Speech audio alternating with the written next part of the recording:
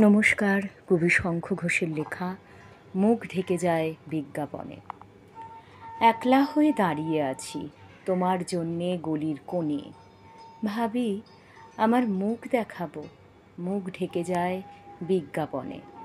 একটা দুটো সহজ কথা বলবো ভাবি চোখের আড়ে, জৌলুসে তা ঝলসে ওঠে বিজ্ঞাপনে রং বাহারে। কে কাকে ঠিক কেমন দেখে বুঝতে পারা শক্ত খুবই। হারে আমার বাড়িয়ে বলা, হারে আমার জন্মভূমি। বিকিয়ে গেছে চোখের চাওয়া, তোমার সাথে ওতপ্রোত নিয়ন আলোয় পণ্য হলো যা কিছু আজ ব্যক্তিগত। মুখের কথা একলা হয়ে রইল পড়ে গলির কোণে। ক্লান্ত আমার মুখোশ শুধু ঝুলতে থাকে বিজ্ঞাপনে। ধন্যবাদ।